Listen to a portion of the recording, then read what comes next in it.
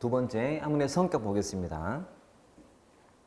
자, 일단 이 부분은 앞에 그 행자의 기원처럼 자주는 안 나와요. 나온다 하더라도 특징 몇 가지 중에서 이제 과학과 기술 또는 뒤에 나올 보편과 특수 정도가 나오기 때문에 그 둘만 가볍게 정리하면 되고. 자, 별거 없죠. 행정학은 사회과학의 한 분과학문이다라고 해. 그러니까 여러분 대학교에 사회과학대가 있잖아요. 그러면 그 사회과학대라는 곳에는 학과가 되게 많죠. 뭐 있어요?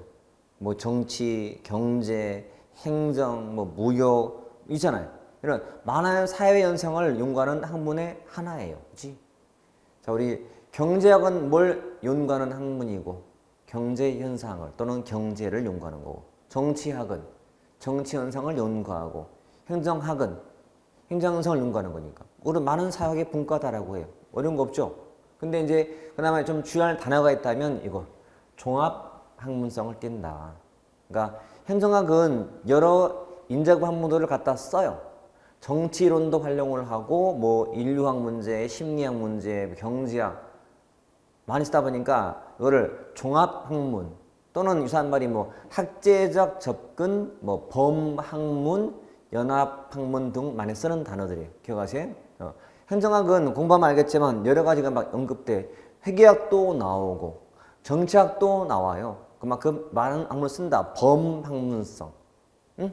연합학문성, 학제간 연구 다 같은 말로 보시면 돼. 갖다 쓴다 보시면 돼. 그러니까 뭔가 행정학의 고유한 좀 이론적인 면이 좀 부족한 것도 사실이기 때문에 여기서 나오는 말이 뭐냐? 행정학은 학문으로서의 정체성이 좀 부족하다는 말을 할 정도예요. 그만큼 갖다 쓰니까. 그래서 일단은 나올 건 없고 그 정도만 알고 있자. 두 번째, 행정학은 전문 직업적인 성격을 띈다. 즉 행정인이라고 하는 전문 직업인을 키운다는 뜻이에요. 물론 우리 그 의과대학은 의대는 뭘 키워요? 의사를 키우는 학문이야. 전문 직업으로서의 의사를. 그렇지, 이런 식으로. 물론 이제 행정학은 여러분 행정 공무원들은 의사라든지 또는 무슨 뭐 검사, 판사, 변리사보다는 전문성이 좀 떨어진 건 사실이야. 하지만 과거보다는 전문성이 필요한 시대인 것도 사실이에요. 따라서 행정학이라는 학문은 전문 직업인으로서의 행정 공무원을 키운다는 거예요. 뭐 됐죠?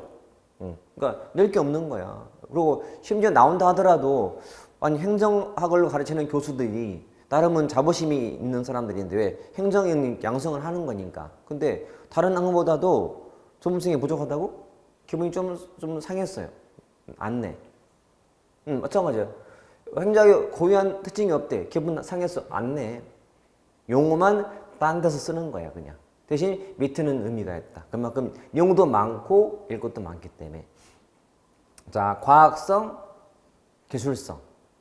과학이라는 것은 원래 어떤 뭐 이것처럼 원인과 결과 사이를 규명하는 거예요. 어떤 결과에 대한 원인 파악하는 의미가 있다는 거예요. 자, 왜 우리 그 고등학교에 학교 폭력이 자꾸 하고 있는가? 원인 알아보자. 그 학폭 증가라는 원인이 뭘까 알아보고. 왜 나라 전체적으로 출산율이 자꾸 떨어지고 있는가? 원인 알아보자. 왜 범죄가 자꾸 증가하는가? 다 행정 관련된 현상들이잖아. 그렇죠? 이걸 원인 파악한다는 뜻이 있다는 거예요. 그러니까 과학이라는 것은 why, 왜에 대한 답을 찾아보는 거예요. 그러면 그 왜를 알았어요. 여러분 왜 출산율이 자꾸 떨어지고 있을까요? 가장 쉬운 원인은 돈 드니까. 애 키울 때. 그러면 원인 알았다면 그 다음 뭐 해야 돼? 그 원인을 없애야지. 또는 풀어야 될 거 아니야. 더 쉬운 예로요. 내가 지금 배가 아파. 배가 아프면 어디 가요? 물론 화장실도 가겠지만 병원 가. 응? 병원 가. 그러면 병원 가서 알아봤더니 음식을 잘못 먹었다는 거야. 그럼 의사가 잘못 먹은 음식에 대해서 이걸 고치려면 뭐 해줘요? 그렇지, 처방해줘요. 처방이 이쪽인 거야. 그래서 행정이라는 학문은 많은 행정현상 중에서 그 원인 파악하는 의미가 있는 거고 그 원인에 대한 처방을 내리는 사람이 있다는 거예요. 그래서 전자가 이제 과학과 관계된 것이야. 뒤쪽은 그런 문제에 대한 문제를 풀기 위해서 처방하고 치료해 주는 거고. 자, 과학성과 산 말이 인과성이요. 인과성 설명해 주고, 그다음에 객관성이요. 유용성이다라고 불러요. 근데 결성은 처방 치료, 문제 해결 장애, 문제 해결하려고 하는 거니까. 그렇지? 또 실천하는 거야, 실천을. 그 원인을 알았다면 실천을 해서 풀어야 되거든. 또는 가치가 개입되게 해도 이런 식으로. 앞에 해봤죠, 여러분. 정치하고 우리 행정 구분해 봤잖아요. 정치가 가치 개입적인 거였고 행정은 가치 중립이었던 거고. 정치가 가치와 관련된 거잖아요. 이러면 중립인 것이고. 그러니까 뭔가를 결정할 때는 가치가 들어가요. 이 처방 치료가 그 뭐냐? 정책이야, 정책. 그러니까 뭐 저출산율 대책, 이게 바로 정책을 만드는 거거든요. 그러니까 후자가 정책적 이론론인 거지. 이렇게. 항상 기억하세요. 정부가 개입을 했다. 그럼 뭘? 정책을 만들어내는 거예요. 그러니까 정부가 정책을 만들어서 시장에 개입하는 거예요. 문제를 풀기 위해서.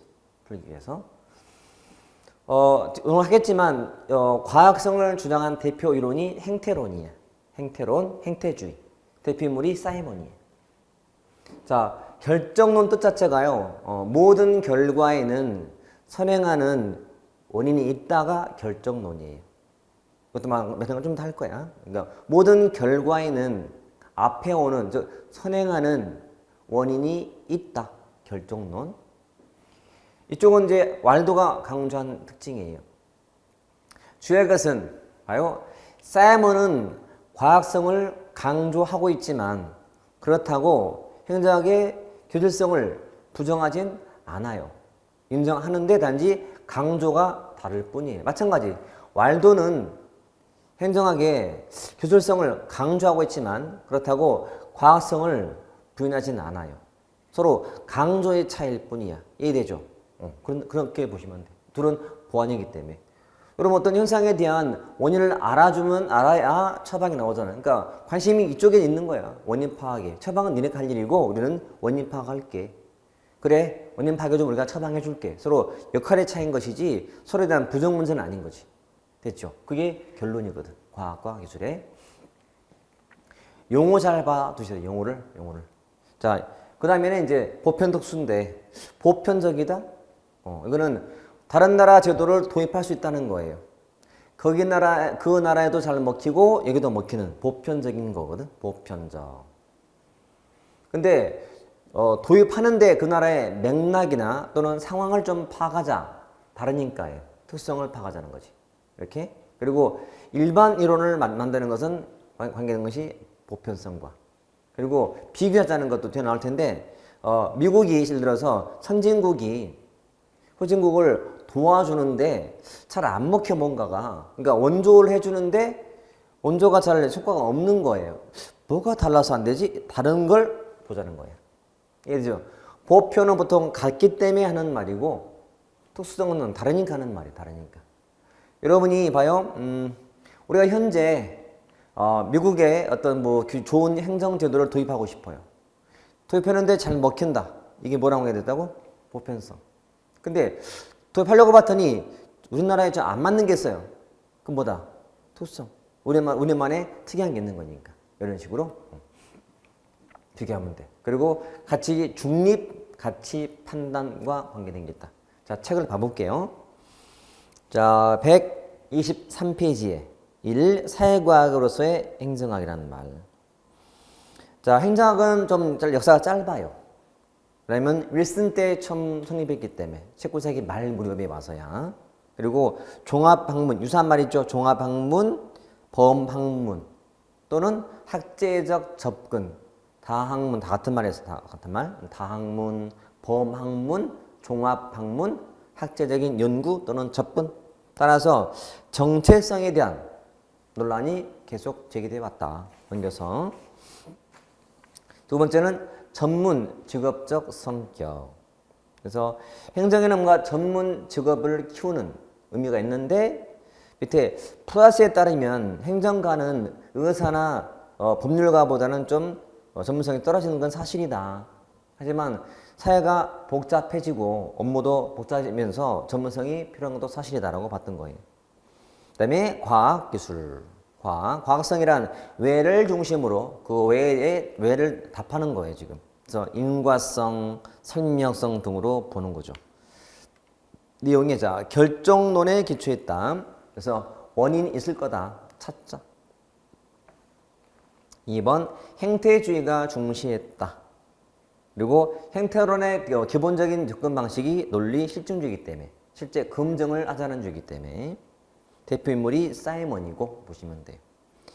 기술성은 의처럼 문제를 해결하기 위해서 처방하고 치료하는 거예요.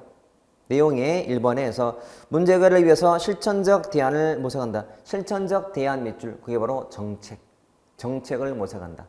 정책이란 가장 쉬운 말은 정부의 대책이. 정부의 대책. 그래서 2번도 가치 문제랑 관계되고 문제 해결을 지향하며 처방해 주는 거고. 왜? 문제 해결하려고. 실천하자는 거죠. 실천하자. 가만히 있지 말고 하자. 액션을 취하는 거니까. 대표가 왈도. 자, 제가 항상 강조하는 학자들은 굳이 다 하지 마요. 학자는 아주 큰 의미 있는 사람 아니면 할 필요가 없어요. 굳이 거기에 뭐 윌슨, 어이 하지 마. 시험에 안 나오나요? 예, 안 나와요. 그럼 왜 써놓아요? 이건 교재에 참고하라고 써놓은 거야. 그러니까 안 나오지만 나오더라도 사이먼과 왈도를 내지 왜 다른 건 내겠냐고요, 그지? 우리가 여러분 축구에 유명한 사람을 우리가 예를 드는데 굳이 무명 선수를 댈 필요가 있어요? 유명한 사람을 대지? 뭐 펠레, 마라도나, 지금처럼 뭐 호나우두, 메시를 대지. 굳이 이름 없는 저기 실업팀 선수를 왜 대? 의미 없어요. 이거 딱 니해봤자 그거만 낸다 보시면 돼요. 우측에 종합적 성격이죠. 기술성이나 전문성을 강조했던 왈도도 과학성을 부인하진 않았으며 동시에 과학성을 강조했던 사이먼도 현저하게 기술성을 인정했다. 상호 보완이다 보시면 돼요. 보편 특수죠. 보편성은 1번처럼 중간에 외국의 제도를 도입하는 것. 그리고 2번은 중간에 일반이론 구축하는 것. 특성은 1번처럼 중간에 맥락 속에서 파악되어야 한다는 것. 그리고 2번처럼 우측에 날개 있는 그 포인트처럼 비경쟁의 발달 배경. 자, 왜 비교했는가? 발달 배경, 특성 때문에 나온 거다 보시면 돼. 자, 좋아도 그 말이죠. 외국 제도를 도입할 수 있다는 것은 보편성을 믿기 때문에. 또 상황을 좀 확인하자. 특성과 관계됐다. 이렇게 보시면 돼. 그 다음에 중립, 판단 관계되어 있죠. 됐죠? 자, 예제 2번. 옳은 것은 그랬어요. 사이먼은 과학성을 강조했죠. 그렇다고 기술성을 부정했나요? 그건 아니에요. 인정했다. 2. 외국 제도를 고찰하고 도입한다는 것은 보편성과 관계되고. 3. 기술성은 문제 해결 또는 처방과 관련되죠. 기술성은. 맞죠? 답이 3번이네. 그 다음에 4. 문제 해결장은 가치 중립이다 아니면 가치 판단이다. 가치 판단이겠지? 자, 앞에 나왔잖아요. 자, 문제 해결은 가치 판단성이야. 가치랑 관계된 거예요. 이렇게 보시면 되고. 이해되죠? 그래서 그냥 무난하게 정리할 수 있다. 지금 그 화면에 나와 있는 이것들만 잘 본다면 이쪽은 정말 짧게 아마 정리가 될 거예요. 그래서 비중이 낮지만 나온다 하더라도 그게 어렵지 않기 때문에 분명히 다 맞춰야 될 그런 주제니까 실수하면 안 되겠죠. 그 다음에 넘겨보시면 자 128페이지에 봤더니 그 대표 발문도 있고 소개된 챕터 봤더니 굉장히 문제가 많은 게 보일 거예요. 실제는 훨씬 더 많아요. 단지 준비된 걸 빼서 그렇지 거의 나온다 보시면 돼. 정말 중요한 단어이기도 하고. 자, 130페이지에는 이제 접근 방식의 개요인데요. 자, 여기 있는 개념들은 직접적으로 나오는 건 없어요. 그냥 뒤에서 보게 될 많은 이론들에 대해서 필요한 개념을 먼저 보고 한다 보시면 돼. 이해됐나요? 이 자체가 단독 시험에 나오진 않아요. 예를 들어서 다음 중 뭐 소범위 이론의 특징이다. 옳은 거 틀린 거 그런 문제는 존재하지 않아요. 아예 안 만들어놨어 교수들이. 근데 뒤에 설명할 때 용어가 탁 나오는 거 이게 소범위 막 나오는 거예요. 연역 튀어나올 거예요. 그때 필요한 개념 설명으로 이해하시면 돼. 여러분 접근 방법. 자, 어프로치 메서드. 접근하는 방법. 학자들마다 같은 현상을 놓고도 해석하는 법이 다르고 접근법이 달라요. 그쵸? 그냥 쉬운 예로, 저기 멋진 남자가 있어. 이 여성이 저 남성한테 접근하고 싶어. 근데 방법은 다양할 거야. 직접 가서 말 걸기도 하고, 아니면 옆에 있는 사람에게 토해서 하기도 하고, 다양할 거야. 이게 다 접근하는 방식이에요. 그러면 같은 물건도요, 멀리서 볼 때랑 가까이서 볼 때가 다르잖아요. 달라요. 멀리서 보는 것은 좀 크게 보는 건 거시적인 거고, 가서 자세히 보는 것은 미시, 이런 식으로 거시, 미시 뭐 이런 식인 거예요. 그러니까 접근하는 방식마다 다르더라 해서 이제 설명하는 거예요. 첫 번째, 자, 방법론적으로 개체주의, 전체주의. 자, 개체주의 뭘 중시하는 거예요? 개체를. 자, 이제는 1편 끝나가니까 이제 공부하는 요령이 좀 나오셔야 돼. 개념정이 이제는 좀 돼야 돼. 개체를 중시해. 또는 개인주의야. 원래 뜻은 뭐냐면요, 부분의 합은 전체다 이렇게 보는 거예요. 부분을 더하면 전체가 된다는 거예요. 이렇게. 자, 개체주의라는 것은 이렇게 A 더하기 A를 10개 더하면 뭐가 된다고? 큰 10A가 되는. 이게 개체주의의 뜻이에요. 그럼 풀었으면 이 전체하고 개체는 질적인 차이가 있다 없다? 없다. 양적인 차이다. 다른 말로 전체만의 고유한 특징이 있다 없다? 없다. 단순한 크기 차이이기 때문에. 이래죠. 이게 그러니까 굳이 얘를 중시하고 연구할 필요가 있다 없다? 없다. 얘만 연구하면 돼. 왜? 얘만 다를 게 없잖아요. 크기만 차이니까. 다른 말로 그럼 10개를 큰 10A를 다시 하나씩 10개로 나누면 다시 A로 환원돼야 안 돼. 된다. 다른 말로 환원주의야. 개체주의 이퀄 환원주의. 두 번째, 전체주의는 뭘 중시한다? 전체를 중시한다. 왜냐하면 자, 부분을 더했더니 전체랑 같지 않거든. 즉 A 더하기 10개 했더니 이게 갑자기 X가 되는 거예요. 이렇게. 이 말은 다른 말로 전체만의 고유한 특징이 있다 없다? 있다는 거예요. 즉 부분 가지고는 설명을 못하는 뭔가가 생긴 거예요. 그러니까 얘를 연구해 보자는 거지. 말 그대로 전체를 왜 중시하느냐? 왜? 전체만의 고유한 특징이 있기 때문에. 그치? 이게 전체주의라고 보시면 돼. 자, 미시는 작게 보는 거고 거시는 크게 보는 거예요. 자, 그러면 여러분 크다 작다는 것은 상대적이에요. 자, 개체 전체만 보면 뭐가 거시예요? 얘가 거시겠지. 여러분 미실 거고 부분을 보는 거니까. 그치? 그러면 자, 보통 우리가 거시 그러면 앞으로 연구하는 대상이 조직을 연구한다거나 조직 또는 뭐 체제 또는 뭐 제도 또는 뭐 구조 또는 뭐 환경. 자, 이런 연구하는 게 거시예요. 반면 미시는 주로 연구 대상이 인간이야, 인간. 그러니까 인간의 뭐 의도, 인간의 행태, 이게 미시 이론이야. 의사 전달 문제, 갈등 문제는 다 미시야, 미시. 이렇게 보시면 돼. 어렵지 않죠? 아직 안 배웠지만, 자, 체존론적 접근은 미시 것이 뭘까? 거시. 인간 관계론, 미시. 이런 식으로. 자, 제도론적 접근, 제도주의, 거시. 이런 식인 거예요. 그죠? 그러니까 뒤에 그런 말 나올 때 이게 나올 거예요. 그래서 미리 본다 보시면 돼. 자, 행태론은 미실까 것일까? 행태론? 당연히 미시. 왜냐면 행태란 인간의 행동 양태거든. 겉에 보이는 모습이기 때문에 행태, 인간 이렇게. 그래서 다시 말하지만 그 지문 설명할 때, 그 특징 설명할 때 나올 용어를 미리 보고 있는 거니까 지금 해놓고 나중에 연습하시면 돼. 자, 범위가 작으면 소범위고 중간이 중범위고 큰 게 일반 이론이에요. 자, 인간. 자, 인간이 큰지 작은지는 그 다음을 봐야 알아요. 항상 크다 작다는 상대적이기 때문에 자 인간 중에도 만약에 남, 여, 흑인, 백인 이렇게 뭐 10대, 20대 이런 식으로 그럼 이게 큰 거 작은 거예요? 좀 크다 그치? 그러면 남자 중에도 남도, 철수, 민수, 광수 여사는 뭐 가희, 성희, 민이 있겠다면 뭐가 제일 범위가 작아요? 제일 작지?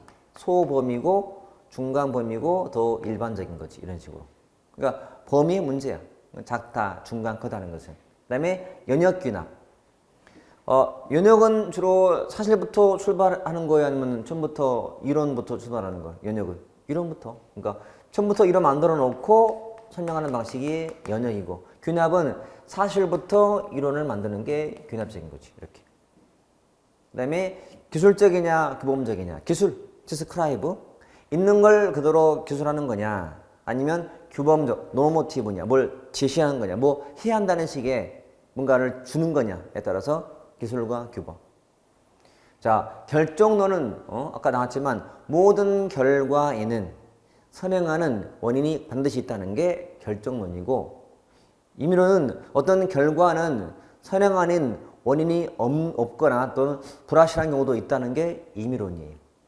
임의론. 자, 관리, 정치, 법. 느낌상 어디가 능률과 제일 관계가 깊어 보이나? 능률하고. 관리. 항상 관리라는 단어가 보이면 기본 의미는 능률. 당연히 이런 합법성과 관계되어 있고 보통 정치 그러면 약간 대응성 느낌이 강하다 보시면 돼요. 대응. 그리고 또 한 가지는 여러분 정치 논리 그러면 자 정치적으로 접근했다. 정치적 논리. 그러면 능률과는 좀 거리가 좀 멀어 가까워. 좀 멀어 보이죠? 기억하세요? 여러분. 경제 논리나 경제 원리가 능률이고요. 정치 원리나 정치 논리는 그 능률과는 거리가 멀어요. 그러니까 정치인들은 비용을 좀 안 따져요. 그냥 표를 따져. 그러니까 내가 뭘 요구사항에 대해서 유권자들의 해주고 표 얻는 게 중요한 거야. 그러다 보니까 능률은 저 뒤에 있어요. 그래서 정치 그러면 능률은 저 뒤에. 일단 대응, 응답, 민주 이게 강해. 이게 정치의 기본 뜻이라고 보시면 돼. 이게 접근 방식의 기본 개요로. 자, 문제가 거의 없는데 그나마 우측에 있는 그 경부 9급은 그냥 유일한 문제이기 때문에 넣는 거고요. 다시 말하지만 잘 안 나오니까 제가 설명드린 것 정도만 보시고 적어도 이런 단어만 풀어주면 돼요.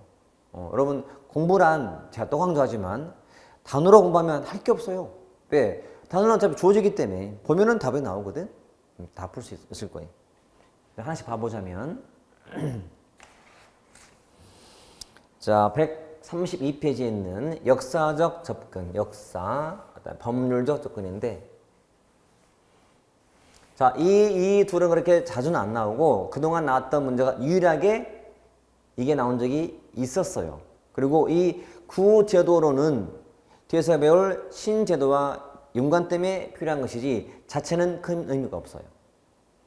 자, 지금 우리는 연구하는 것이 뭐냐면 접근 방식이야.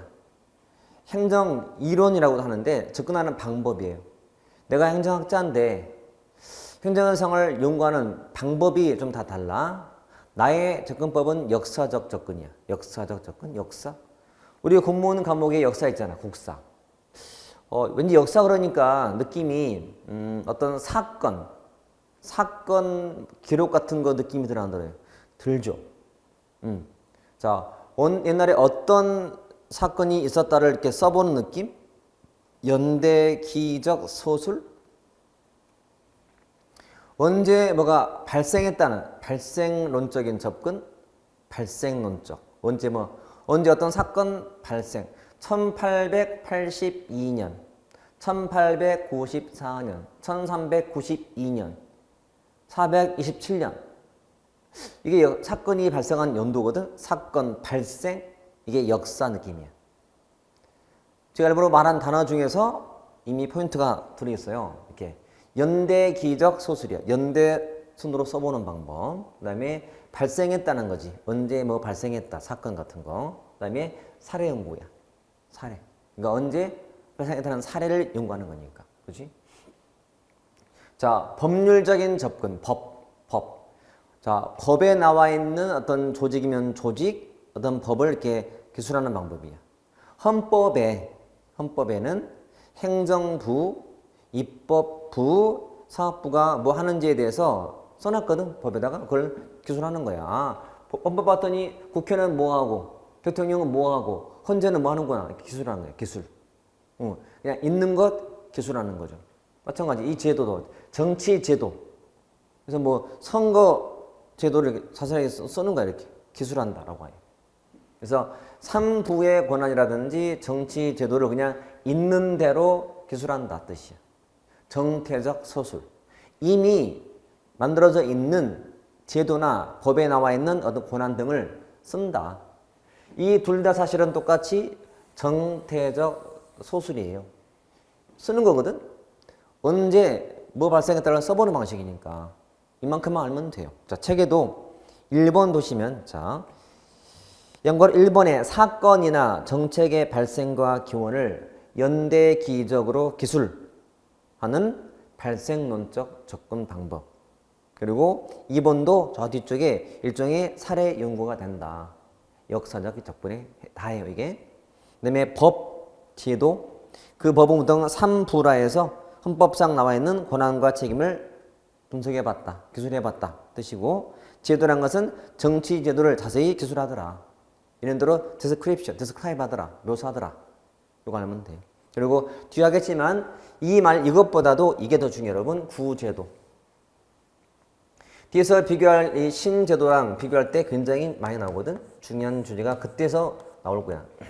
뭐 구제도론 또는 구제도주의. 아니요, 뭐 구제도론, 구제도주의, 신제도론, 신제도주의에서 신제도 중시하는 거고 구제도 중시하는 거 이렇게. 자, 그때 가서 보시면 돼. 이거는 이만큼 알면 넘친다. 나는 귀찮다. 안 봐도 된다. 이쪽은 가볍게만 보시면 충분하니까. 자, 그다음부터가 이제 중요한데 굉장히 많죠, 이게.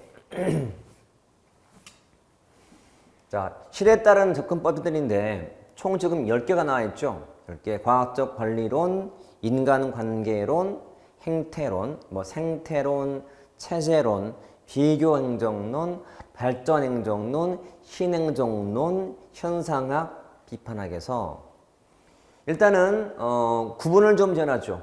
자, 이 앞에 행태론 이전까지가 폐쇄체제고 이때부터가 개방체제예요. 또 이때부터가 후기 행태고 또는 탈관료제 입장이고 이렇게. 단순하지만 요즘의 문제 패턴이요. 특징을 아는 건 기본이고 이거를 시대순으로 묻더라고 이제는. 제가 가르쳐온 방식이 먹혔어. 더군다나 저는 앞서갔거든. 저는 이렇게 해온 지가 꽤 오래된 강의 방식이야. 그래서 이거를 암기해야 돼. 단순하지만 앞자를 닦게요. 그래서 노란색 보이죠? 과인행 끊어요. 과인행. 그다음에 생체비발 이렇게 끊어. 생체비발 그리고 신현비 그렇게. 굉장히 유용해요. 자, 과인행의 공통된 특징은 뭐다? 폐쇄체제. 그러니까 조직과 환경과의 관계를 중시하는 게 아니고 오로지 내부에만 관심 있는 접근법이에요. 그 다음에 조직과 환경 관계를 중시한 최초가 생태론이야. 개방된 체제이기 때문에. 그렇죠? 여러분, 환경에 대한 인식을 중시하냐 안 하냐 문제지 환경이 존재하고 안 하고 문제가 아니에요. 환경은 늘 존재했었어요. 단지 연구할 때 가져와서 했냐 안 했냐 차이가 있는 거지. 그래서 앞에는 관심이 환경이 아닌 거야. 다른 데 있는 거니까. 폐쇄. 그리고 참고로 요 생체 비발은 또 뒤에 하겠지만 다른 국제주의 시각에서 다른 나라 원조를 하기 위해서 개발한 이론이에요. 미국이 딴 나라 돕기 위해서 개발한 거야. 환경을 막 중시해가면서. 그리고 신현비는 후기 또는 탈행태고 탈관료인데 탈자가 붙으면 탈자는 보통 영어로 말하면 포스트야. 포스트. 이건 뭐라고 번역을 해요? 탈 또는 후기라고 해요. 후기. 보통 비판적 어조예요. 그래서 탈행태로는 행태론 비판한다 뜻이고 탈관료제, 관료제 비판한다 뜻이야. 다 보면 합리주의 비판, 뒤도 할 건데, 뭐, 과학주의 비판, 과학. 또는 기술주의를 다 비판한다, 비판. 그리고 이런 단어 있죠. 합리주의, 과학주의, 기술주의. 이런 단어 속에는 인간이 없어요. 인간 소외된 단어들이야. 인간 소외되었다. 인간 소외. 이렇게 틀 잡아놓고 이제 하나씩 봐볼 거야. 과인행. 반복하세요, 여러분. 처음에는 이게 아무런 뜻이 없어서 좀 이렇게 막 낯설고 잘 암기 안 되지만 좀만 반복하면 금방 들어오고 다들 행복해 해요, 여러분. 제가 이걸 처음 만든 계기는 제가 공무원 대상으로 강의할 때 이 나이 드신 분들이 너무 힘들어하는 거예요. 그러니까 초능 끝나가는데 앞에 잘 따라봤거든? 뭐 앞에 특징 딱딱 떨어지니까. 근데 너무 많다 보니 부담스러운 거야. 그래서 헷갈려 하길래 제가 만든 암기법이 나름은. 그래서 단순하지만 딱 10개 놓고 뒤에는 또 더 나오지만 뒤에 것들은 순서가 크게 중요한 게 아니고 그냥 내용이 중요하기 때문에. 그래서 일단은 이렇게 암기하자. 과인행, 생체비발, 신연비라고 하시면 돼. 하나씩 보자면. 자, 과인행 봤죠? 과인행. 자, 지금부터는 공부하는 방법은 노란색에 나와 있는 정말 중요한 키워드가 있어요. 이 말을 가지고 특징을 도출하셔야 돼, 이제. 그러니까 적어도 이론과 노란색은 매칭이 돼야 돼. 그리고 특징들은 그 노란색에서 도출하시면 돼요. 첫 번째, 자, 과학적 관리론. 일단 이게 나온 시기는 19세기 말이었어요. 19세기 말? 19세기 말이 학에서는 무슨 의미가 있는 시기더라? 행정학 성립기 때. 누구? 윌슨. 19세기 말은 사실은 우리 사회적으로는요, 과학혁명이 나오는 시기였어요. 과학혁명. 그래서 산업혁명이 나타나면서 대량 생산 체제가 갖춰지고 대기업이 나와서 시장을 하나씩 먹는 중이야. 독과점폐가 막 나오는 시기야. 무한 경쟁 시대야. 이제는 살아남기 위해서는 경영을 합리화해야 돼. 즉 경영 합리화 운동으로 나온 거예요. 응? 그러니까 대기업이 시장을 막 하나씩 이렇게 잠식해 가면서 작은 기업들은 문 닫기 일쑤예요. 눈만 뜨면은 문이 막 기업의 공장은 닫혀 있고 도산됐고 막 이런 시대였거든. 그러면 남았는 기업들은 경영을 합리화해서 즉 효율성을 극대화해야만 살아남는 시대였던 거예요. 그래서 테일러라는 사람이 어떻게 살아남을까를 연구하면서 개발했던 제목이 시간, 동작, 연구였던 거지. 자, 꼭 필요한 단어가 테일러의 시간, 동작, 연구예요. 이걸 계기로 요 과학적 관리론이 나왔거든. 중요한 이론. 시간, 동작을 연구하자. 무슨 말이냐? 물건을 만들 때 제일 빨리 만들면 얼마 걸릴까? 시간 체크해보는 거예요. 시간 연구. 또 어떠한 동작이 효율적인가? 동작 연구해보는 거야. 동작을. 여러분 옛날 시대에는 심지어는 막 삽질할 때도요. 어떤 동작이 삽질을 빨리 하게 하는가? 해보는 거예요. 동작 연구. 물건을 만드는데 직원 중에는 지금 중에 100명인 공장이야. 제일 빨리 만드는 사람은 하루에 막 20개를 만들어. 적게는 5개 만들고. 이 사람을 봤더니 저게 잘 만드는 사람이 있네? 그러면 모든 직원이 이만큼 만들면 좋겠네. 그러면 이 기업은 굉장히 효율적인 조직이 될 거니까. 그래서 텔러가 이제 개발한 것은 뭐냐면 시간과 동작을 연구해서 자, 생산량을 극대화할 수 있는 유일 최선의 길이 있을 것이다. 유일 최선의 방법을 추구했어요. 영어로 one best way는 있다. 잘 들어야 돼요.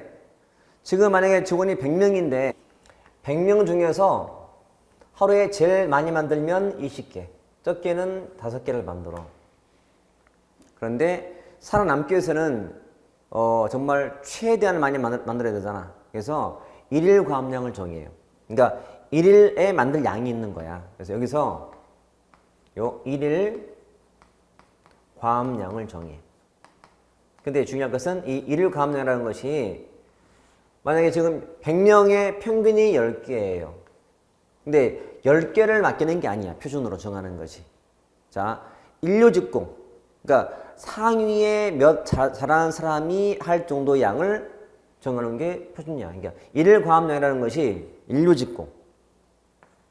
인류직공이 만드는 양을 표준으로 정하는 거예요. 이 중에서 상위 몇 프로가 만드는 평균이 만약에 17개라면 이거를 일일량으로 정하는 거야. 그러니까 일일 과업량 또는 표준 작업량이라는 것이 그게 인류직공, 숙련도가 높은 사람이 만들 것을 부과해. 모든 사람들한테, 100명한테.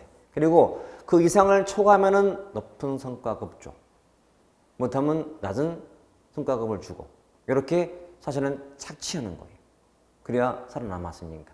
이해되지? 그래서 텔러는 시간과 동작을 연구해서 생산량을 극대화할 수 있는 뭔가 표준량을 정했는데 그 표준이라는 것이 단순한 평균량이 아니고 인류 직공이 할 정도 양을 정했다. 그리고 그 양을 초과한 사람한테는 그만큼 돈을 주는 거예요. 못하면 그만큼 안 주고 했던 거지. 그만큼 막 사람을 달달 볶았던 거야. 그래야만 살아남았으니까. 근데 이 당시는 사람이 그래도 힘들지만 돈 받으면 좋았어. 이 당시 인간은 합리적 경쟁으로 봤어요. 그리고 이때 중요한 변수는 구조고. 자, 우리 앞에 했지만 우리 행정의 3대 변수가 뭐라 했죠? 3대 변수가 구조, 인간, 환경이었죠. 구조, 인간, 뒤에 가서 환경 나올 거야. 구조, 이 구조라는 것은 뭐냐? 주어진 역할이에요. 하루에 17개. 나한테 부여된 공식 업무량, 이게 공식 구조예요. 이때 중시했던 가치는 기계적인 능률이야. 인간이 없는 능률이지. 양적인 능률인 거고. 이게 되죠. 이게 여기서 추구했던 특징인 거지. 제목을 잘 보면 과학적 관리. 과학적이야. 데이터로 하는 관리야. 시간을 체크하고 동작을 체크해서 연구해서 거기에 맞춰서 하는 거예요. 철저하게 과학적이야. 직관을 하는 게 아니야. 과학적이야. 계량화야. 계량화. 이렇게 보시면 돼. 그래야만 살아남다. 자, 이런 민간에서의 경영 합리화 운동이 이게 시대가 언제라고? 19세기 말. 19세기 말은 행정학에서는 어떤 의미가 있다고? 성립기. 윌슨의 행정의 연구. 잘 봐요. 사기업에서 불어오는 운동, 합리화 운동, 경영 합리화 운동. 그 다음에 정부는 행정에서는 여건주의 폐해. 윌슨이 보더니 이게 사기업도 이렇게 능률을 추구하고 있다. 행정도 여건주의 극복하자. 능률을 추구하자라고 본받은 거예요. 이해됐죠? 그러니까 분명히 투 트랙. 다른 거야. 사기업 이론인 거고요. 행정은 별도로 따로 있는 거야. 행정, 관리설. 행정 관리를 중시해. 관리하는 단어가 보면 기본 추구하는 가치는 능률이거든. 이게 과학적 관리론. 책 볼게요. 자, 132페이지에 관리의 과학화를 추구했다. 과학적 관리론은 능률을 가장 중요한 기준으로 삼고 관리의 과학화를 주장한 접근법이다. 우측의 경영 합리화 운동이었다. 19세기 말 산업기술 발달, 대기업 출현으로 인한 경쟁 심화, 기업 도산, 폐쇄되면서 경영 합리화 차원에서 등장했다. 그 다음 밑줄. 처음에는 이론이라기보다는 하나의 운동으로 출발하였다. 운동이었다. 그거 시험에 받고 나와요. 처음부터 이론 그러면 틀려? 처음에는 운동이었다. 3. 고전적 행정학, 그게 문제야. 19세기 말. 윌슨 때 행정을 말해요. 유권주의 폐해를 극복하기 위한 진보주의 개혁 일환으로서 정치행정을 분리했잖아요. 여기에 영향을 주었다는 거지. 자, 고전적 행정학 또는 전통적 행정학, 그러면 다 몇 세기? 19세기 말로 보시면 돼. 됐지? 연구, 테일러 시스템 나오죠. 유일 최선의 방법을 추구했다. 그래서 시간과 동작을 연구했다. 항상 시간을 왜 연구했을까? 동작 왜 연구했지? 경영 합리화하려고. 그래서 유일 최선의 방법을 찾자. 자, 테일러의 과학관리 원리에 보면, 자, 시간과 동작 연구를 통한 일일 과업을 정한다. 근데 그 3, 인류 직공이 할 정도의 표준량을 정했다. 초과된 것이 높은 성과급, 못하면 낮은 성과급을 주더라. 아, 이때부터 성과급이 나온 거예요. 이미. 그러니까 성과가 높은 만큼 주겠다는 거거든. 못하면 그만큼 안 주는 것이었고. 이 당시에 자 우리 텔러와 더불어서 또 인물이 나와요. 포드하고 포드, 페이얼 이렇게 자 관련 인물인데 같이 알아두기. 다 우리 포드는 들어보지 않았나요? 포드 어떤 인물이지? 자동차 회사. 맞아요. 그러니까 이 당시에 포드하고 다 사기업 경영자들이야 지금. 그래서 포드가 이 당시도 추구했던 게 뭐냐면 능률인데 뭐 용어만 참고로 이동조리법 같은 거, 이동조리법, 컨베이어 시스템이잖아요. 그러니까 벨트가 막 돌아가. 항상 그 자리에서는 하는 게 똑같아. 돌아가고 또 일하고 조립하듯이 자동차 조립하듯이. 그러니까 이 당시에 포드도 직원들을 많이 일을 시켰어요. 그만큼 돈을 많이 줬던 사람이었고. 실제로 보면 포드에서는 유명한 일화가 있다. 다른 직장, 공장 사람보다도 일당을 많이 주기로 유명했어요. 처음에는 비웃었어요. 포드는 바볼 거다. 왜냐면 월급을 많이 주면서 차를 또 싸게 팔았거든? 자동차를? 그러니까 사장이 돈을 많이 벌려면 비싸게 팔면서 월급을 작게 줘야 많이 남잖아. 근데 반대로 한 거예요. 월급을 많이 주면서 싸게 판 거야. 근데 이게 먹힌 거예요. 직원들이 열심히 일을 해. 왜? 옆에 있는 친구들은 문 닫혀서 실업자가 되는데 나는 실업자가 되기는커녕 월급을 많이 받아. 그러다가 장사가 잘 돼 싸게 파니까. 그러니까 맞물려서 막 서로 오고 싶어 줄 서 있는 거야. 포드 회사는. 그래서 먹혔던 관리 방식이었다. 그 다음에 페이얼도 마찬가지. 관련 인물로 보시면 돼. 테일러, 포드, 페이얼 다 고전적 조직 이론가들이었어요. 고전하면 나와야 돼. 19세기 말. 이렇게. 넘겨서 특징은 합리적 경제인, 그다음에 변수는 구조요, 이념은 기계적인 능률이었고, 아직은 폐쇄 체제고, 과인행 자동으로 폐쇄 체제. 그건 이제 한계로 나오게 돼요. 됐죠? 그리고 항상 보세요, 여러분. 우리가 앞을 보면 뒤가 보여, 안 보여? 안 보여. 그렇지? 거실을 보면 미시가 안 보여. 그러니까 서로 비판할 수 있어요. 환경을 중시 안 하니 너 환경을 너무 안 보는 거 아니야? 비판할 수 있는 거고. 또 사람을 경쟁으로 보다 보니까 야 사람 있고 돈이 다가 아닌데 너무 돈만 아는 걸로 보는 거 아니야? 비판할 수 있는 거예요. 그게 이제 한계 나오는 거야. 그래서 빤한 거지 여러분. 그러니까 특징 알면 된다는 얘기지. 굳이 안 보더라도 특징 알면 끝나요. 따라보지 말고. 공훈도 효율성 증대를 위한 방법을 제시했고, 그죠? 또 동기부여상에서 성과급에 기반이 되었으며, 하지만 한계는 너무 경제적 측면만 중시하더라. 그리고 너무 능률도 양적인 것만 추구하더라. 이런 것들. 또 환경을 너무 무시한 거 아닌가는 비판하고 있는 거지. 이게 과학적 관리의 기본 특징이에요. 문제를 풀다 보면 거의 세트가 있는데 뭐냐면 비교하는 게 있어요, 여러분. 이 둘은 또 비교 대상이야. 이렇게.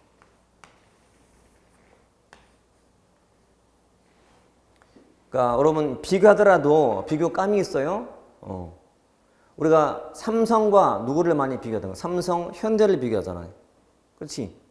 삼성과 공드림 비교해요? 택도 말이 안 되잖아요. 급이 달라. 그러니까 마찬가지로 연역 그러면 귀남 나오듯이 과학적 관리 그러면 인간 관계론과 비교한다고 보시면 돼. 그래서 둘은 글 쌍둥이처럼 나온다고 보시면 돼. 비교할 때는. 그래서 문제 풀 때 여러분 다 몰라도 이건 이거 아닌가 이 의심하는 순간 답은 아마 보일 거예요. 둘 비교하는 이론으로 공부하시면 돼. 당연히 얘는 얘를 비판했겠다. 벌써 얘는 인간을 중시했다, 경시했다. 경시했잖아. 그치? 인간을 보잖아, 인간을. 얘는 인간을 보기 때문에 인간관계론 중시하는 거니까. 그렇게 보시면 돼. 됐죠? 자, 추웠다가 자세히 봐보도록 할게요.